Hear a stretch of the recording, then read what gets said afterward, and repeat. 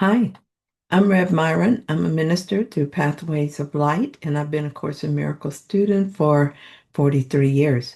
I'm going through the lessons again this year, asking Jesus to clarify for me, and then I write from that clarity. And that's what I'm sharing with you today. So let's get started. We're looking at lesson 308. This instant is the only time there is. I have conceived a time in such a way that I defeat my aim. If I elect to reach past time to timelessness, I must change my perception of what time is for. Time's purpose cannot be to keep the past and future one. The only interval in which I can be saved from time is now. For in this instant has forgiveness come to set me free. The birth of Christ is now without a past or future. He has come to give his present blessing to the world, restoring it to timelessness and love. And love is ever present, here and now. Thanks for this instant, Father.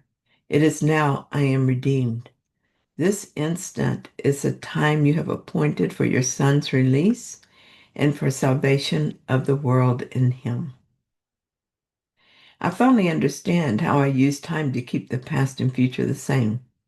In fact, I had an example of just this error last night. Yesterday, I didn't feel good. My stomach was upset and I had a headache. As the day wore on, I felt worse. I was also tired. It felt like I was slogging through the day. I checked my temperature and saw that I had a low-grade fever. I went to bed at 8 because I didn't have enough energy for anything else. It happens. I wasn't concerned about the sick feeling. I did notice that it had been a long time since something like this had happened, and I wondered what was wrong. But I didn't stay with that for long because I know what causes sickness. And this is from the psychotherapy pamphlet.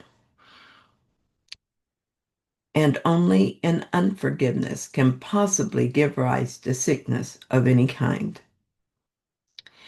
Now, here's where the misuse of time came in. I started mentally planning for how I would handle being sick the next day, wondering if I would have to cancel appointments and hoping not. You see what I did there? I went from I'm sick now directly to tomorrow will be the same. I recognized the error and changed my mind. I paused in the present moment to allow for a different future. I decided that I could heal during the night. This was helpful in another way as well. My mind had been racing with possible outcomes for the next day, but with forgiveness, it settled and I went to sleep easily. This morning, I woke up with a headache, and for a moment, I related it to the moment I went to sleep. But in the moment between the past and the future, I quickly decided it didn't mean anything as I allowed for forgiveness. So far, so good.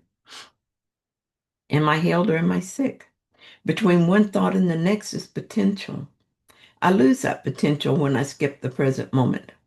How many other moments do I pass over as if they didn't exist, going from a past to an unchanged future? Perhaps not so many from now on. It is a certainty that I will be more aware of my choices now. I see that time itself becomes holy when I use it to forgive instead of to repeat. The instant is holy because it's free of the ego's continuity of time, and only the present can be forgiven because only the present is real. Each time I remember this, time itself becomes my classroom of release. Thank you for joining me in this reading. I hope that you found it helpful. If you did, then please like it.